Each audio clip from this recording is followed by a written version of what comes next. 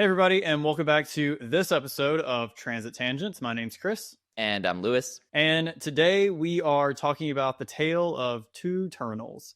We are going to dive into the story of the North and South stations in Boston and tell you all about what is happening at these two stations, what they do, or how they service the Boston area, and why they exist in this weird way they exist today. Yeah, and we actually got to film this portions of this episode that you'll see later while we were on our trip kind of through the Northeast. We did Boston, Philadelphia, and Baltimore. Boston was our first stop. And this was kind of one of our side quests while we were in Boston, was to go check out both North and South stations and kind of look at the ridiculous reasons why they don't connect to each other. And we'll get into kind of how that happened. But before we get into the history of all of it and actually showing you today how you get between these two stations, we wanted to take a second to just kind of explain the importance of both North Station and South Station, as well as how many people really go out and use these things. So the North and South stations primarily act as the terminus for the commuter rail lines in the city of Boston. The commuter rail lines service roughly 105,000 daily riders per weekday. And North Station, unsurprisingly, serves most of the kind of suburbs of the Boston area in the north and to the northwest, while South Station kind of serves the folks more to the south and the southwest. Makes a lot of sense. Yes. And there's not specific ridership numbers that are easily accessible for each individual line. But what we do know is that roughly 40% of the 105,000 daily commuters are people who are commuting on those northern lines. So you can make a rough estimate that there's maybe, on the high end, 40,000 or so people commuting in and out of North Station each day in Boston. Yeah, I mean, this North Station, it's the major terminus for the north part of the city, and so you also have a lot of people not only using this station to access commuter lines, which I've done in the past. I took the train to Salem a couple of years ago. Really good experience there. But this is also where people are hitting the northern states too. So this is sort of the launching off point for Amtrak service to continue through the rest of New England into New Hampshire in Maine as well, using the Amtrak Downeaster. The Amtrak Downeaster in 2024 actually had an annual ridership of about 600,000 riders, which is higher than pre-pandemic levels. So a lot of Amtrak traffic is coming out of this northern terminus.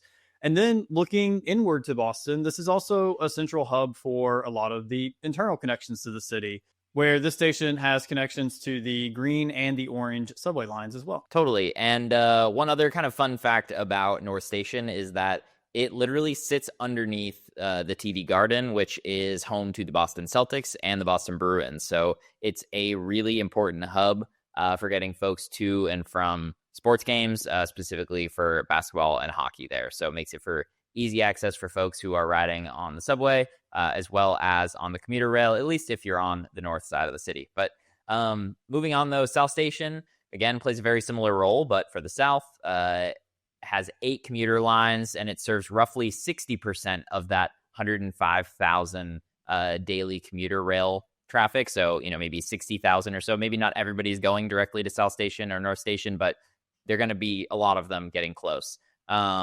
In addition to that, that is where several of the Amtrak kind of routes in the Northeast terminate. You've got the Acela, the Northeast Regional, as well as the Lakeshore Limited, all end at Boston South Station. In 2024, 1.8 million Amtrak riders passed through this station, which is a lot of people, obviously. And then in addition to all of the different regional rail options, you also have connections locally to the Red Line, which is part of the subway system, as well as the Silver Line, which we had a chance to ride in our Boston Using Only Public Transit episode. The Silver Line is kind of a BRT. In some areas, it runs underground in its own dedicated tunnels, and part of that area is literally underneath South Station.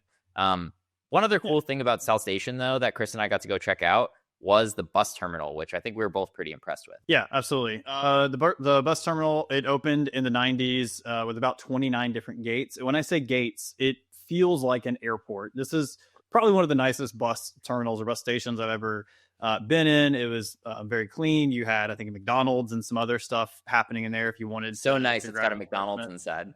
Well, no, but like, what? How many? I'm kidding. I'm kidding. I don't know. But it was a really nice space, and it does kind of feel like you are at an airport. There's a concourse with multiple gates where the buses pull up and you walk out to the bus. It's actually really cool. The exact number of riders for this bus terminal are pretty hard to find. In 2011, the regional bus station saw nearly 600 bus departures per day. So a ton of traffic coming through here.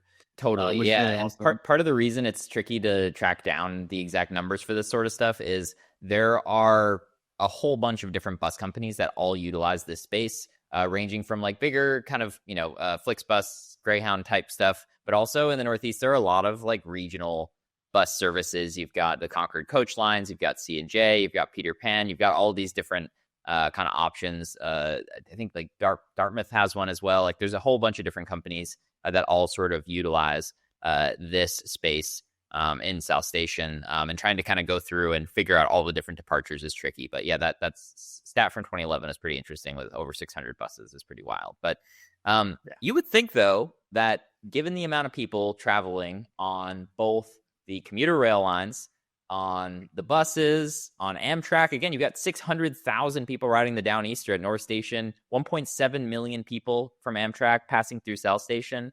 You would think that these two massive stations would connect, but there is one huge problem, and that huge problem is that they don't connect. And it's not even that easy to get between them.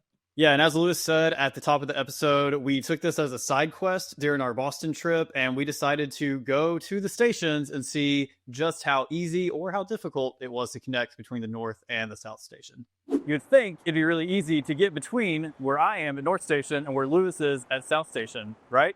Let's find out. Starting at the North Station, we had to find our way underground where we explored the labyrinth of hallways to the Orange and Green Line platform. Meanwhile, Lewis waited for us at the South Station. Boarding the first Orange Line train that came, we took it for 2 stops until we arrived at the transfer station to join the Red Line. Lewis still waiting for us. From here, we took the Red Line for 1 stop to South Station, made our way up all of the stairs, through the gates, and into the concourse, where we finally met up with Lewis. Oh, hey, Lewis. You made it. How was that? It was good. It's fast. Yeah, you got here faster than I thought you would. About 16 minutes. 16 minutes. That's honestly really good. By special YouTube magic, I made it here in 30 seconds. 30 seconds, just like that. This wouldn't be too bad if you didn't have to do the transfer in the middle. All in all, it didn't take us too long. It was actually only 16 minutes. But still, it's 16 minutes that you shouldn't have to worry about. You should be able to just continue to sit on your train for one more stop to connect you to this next station. Well, and I think about taking the Amtrak, say, from Portland to New York, and now you have to stop in Boston, unload all of your luggage, and either take a taxi or an Uber, a bus, or now transferring through a subway stop to get to your next train, which is then going to take you to New York. So definitely a hassle that could be improved. Totally. At this point, I think it's time to probably take a look at why this problem was never solved. And why does it exist, and why haven't we solved it? Yeah, for sure. And very similar story to a lot of other places in the United States. Rail was very much a private industry. By the 1830s, passenger rail in the Boston area was becoming very popular and growing very rapidly. You had 5 or 6 different railroads all popping up with their own private networks. Many of them all had their own lines and their own stations and their own terminals in the downtown area, which obviously does not bode well for efficiencies if you're trying to transfer between these different options. Yeah, in fact, it was so disorganized. At one point, there were 4 primary passenger rail terminals or depots in the Boston area, including the Providence Depot, the Worcester Depot. You should keep You're saying Worcester. Worcester. The Boston people call it Worcester. Worcester. Okay, so the Worcester Depot, the Boston and Maine's Haymarket Square Depot, and the Eastern Railroad's terminal near Causeway Street. So you had this mixed match of companies that were sort of had rail lines stretching across the city. Again, very disorganized, all private companies. There's no fare sharing at this point. So definitely, I can imagine it being a pretty confusing time. Eventually, after pressure from the city, the railroads in the South were essentially forced to consolidate their terminus station in the city. And that's where we get the creation of South Station in Boston, which is actually called South Union Station. And this really cleaned up the amount of chaos, at least on one half of the city. But Chris found some interesting stuff while digging through this about why this was called South Union Station, and why we see Union Stations kind of all over the country. We see Union Station everywhere. I mean, you have Union Station in D.C., I believe in Philadelphia it was Union Station, or it's Penn Station, sorry. In Denver, there's a Union Station. It's just all over the country you see this. And it's as simple as it is the union of multiple rail companies into one central terminal or one central station. So kind of a cool history fact for railroads across the country. I was always saying, I just like, this is with having not really put thought into it. I always assumed that like Union Pacific had something to do with all of these. Now, obviously Union Pacific was not everywhere, but I always just thought it was Union Pacific, but this makes a lot of sense, obviously. I always thought that it had something to do with like the Union as like the U.S. Well, you would think that with South Station being formed and this kind of consolidation of infrastructure on the south side of Boston, that the same would be done on the north side of Boston. But it actually took basically an additional 30 or so years before that came to fruition. So you had 30 more years of multiple terminus stations on the north side of Boston, and that still did not connect into this South Station. But eventually, in 1926, construction began on North Station, and it kind of consolidated those remaining lines to the north all into one place. You would think, finally, rail service in Boston is fully united. However, at the time when they put North Station together, there was no thought or effort really put into connecting North Station to South Station. For the time period, I'm actually really amazed they didn't just demolish a part of the city and have one central station in the very middle of Boston. It all goes back to the privatization of passenger rail service. These companies didn't necessarily want to intermingle, perhaps.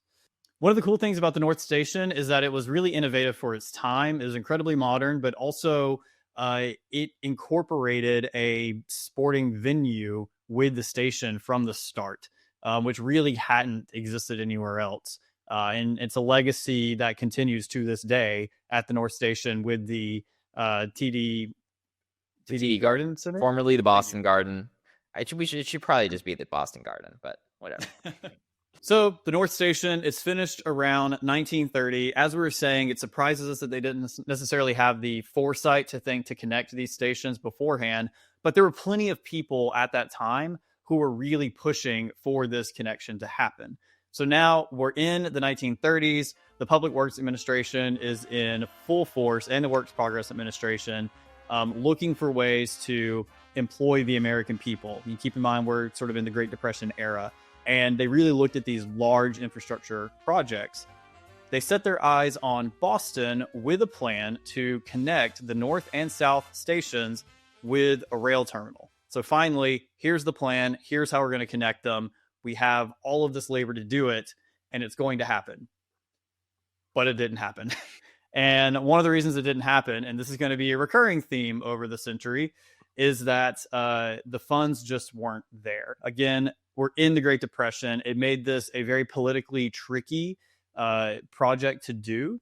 And there were other priorities that existed elsewhere in the country.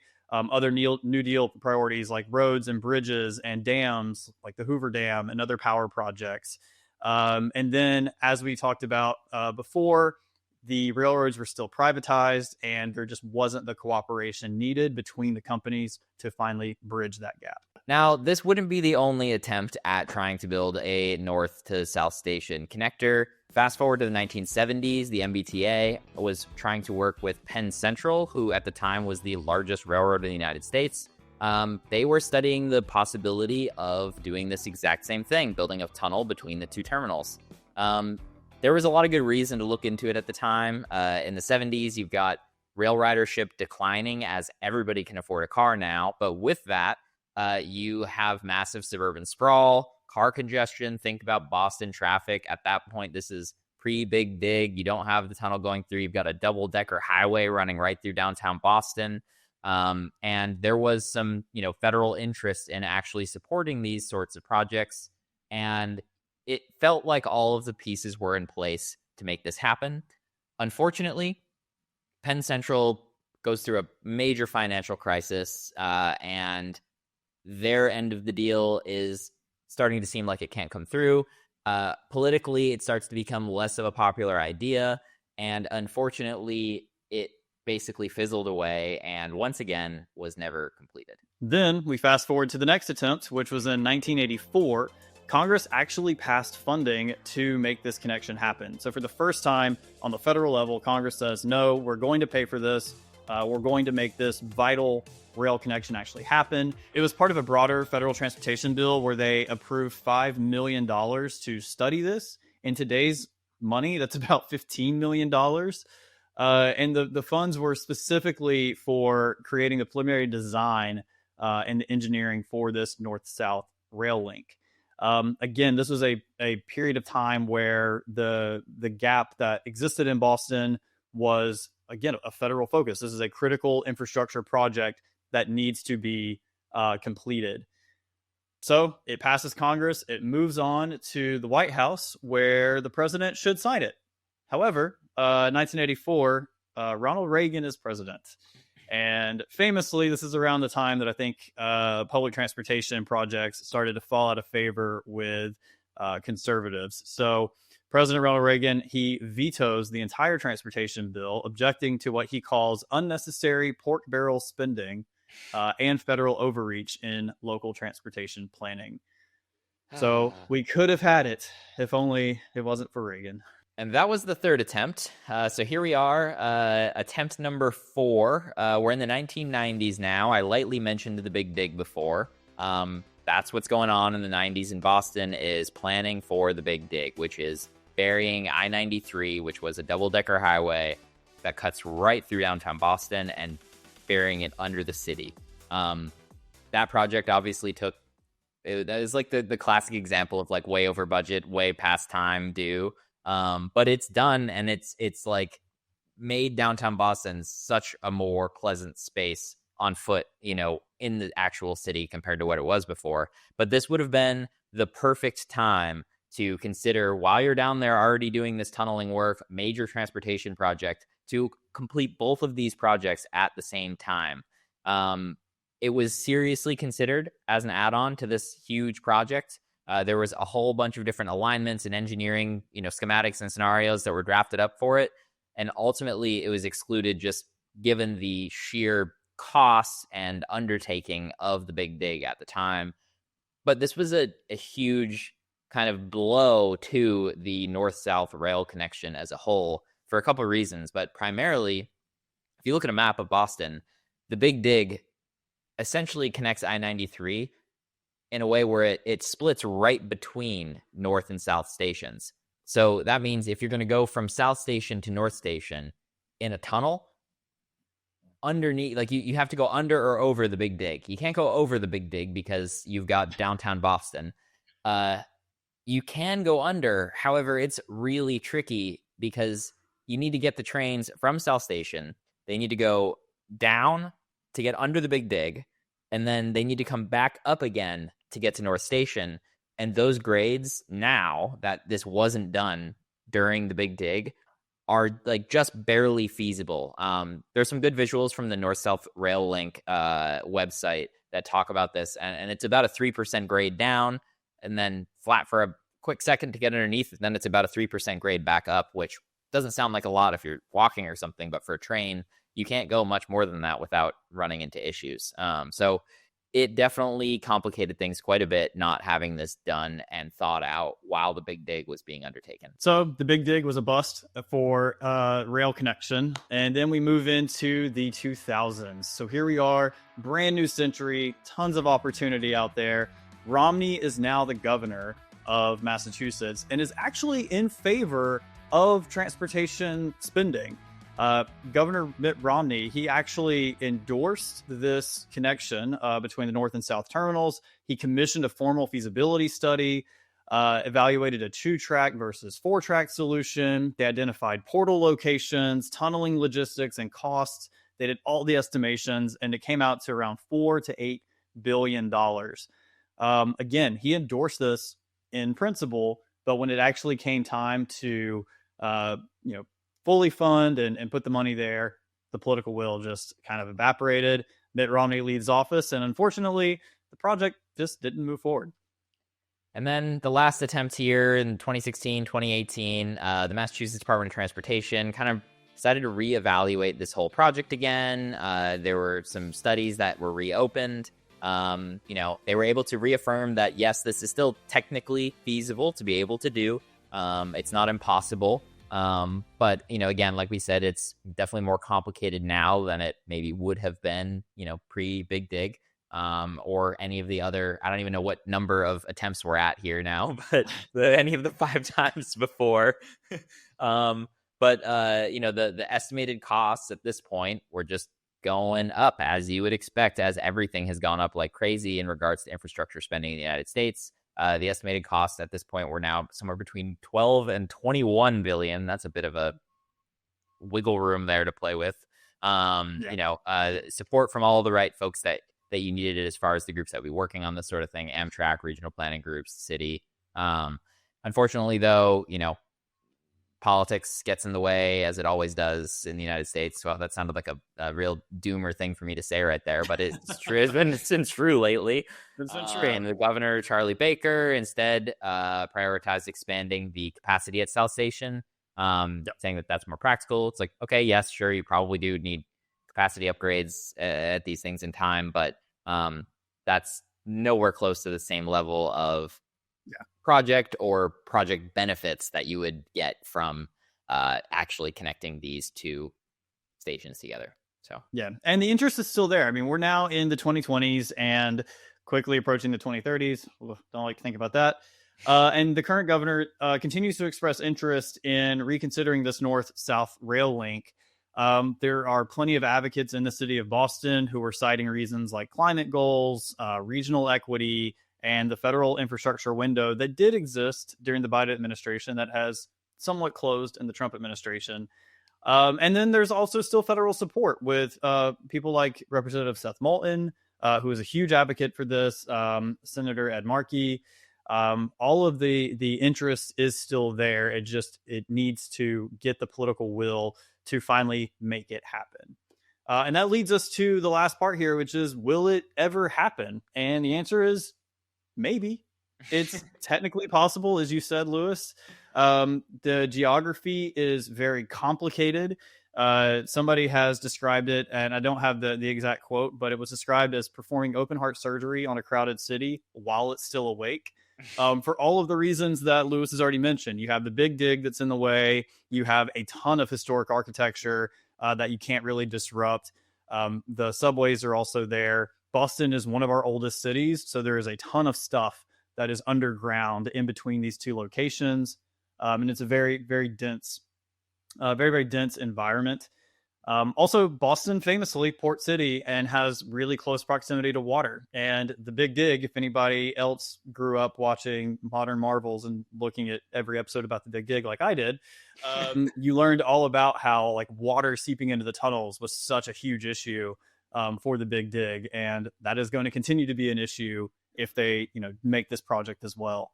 Totally. And in addition to all of those constraints, I mean, presently the Boston commuter rail system is not electrified. To have these commuter rails running through tunnels at this length, you can't be running diesel trains through there without dealing with all sorts of different ventilation and whatnot. So you would need to be able to electrify these trains, which is, it's not just electrifying that one section. It's getting locomotives that actually can be electrified. It's dealing with catenary wires and whatnot along the tracks, and or doing battery commuter trains and whatnot. Andrew talked about that a little bit in our interview with him. There's a lot of folks who are skeptical about that sort of technology as well. So, it's not just one thing. It's a whole bunch of different things all stacked on top of each other. But I would say that while complicated, that doesn't mean there shouldn't be an attempt to do it. And that in this case, the benefits for the city of Boston could be immense. Yeah. So the real question is, Bostonians, are you ready for the second big dig, or are you still a little traumatized from the first? Let us know in the comments if you support this, if you think it's feasible, if you think it's going to happen. Let us know. We want to hear from you if you're local to the area. Absolutely. If you want to support the show, the best ways to do so are via our Patreon, Buy Me a Coffee, or you can check out our merch store, which is linked down below. Also, if you have not subscribed or liked this video, please consider doing so. It helps us out quite a bit. But without further ado, thank you all so much for watching, and enjoy the rest of your Transit Tangents Tuesday. I think we're getting better at the syncing. Yeah, I'm saving that dough. Public transit's where it's at. Watch me go.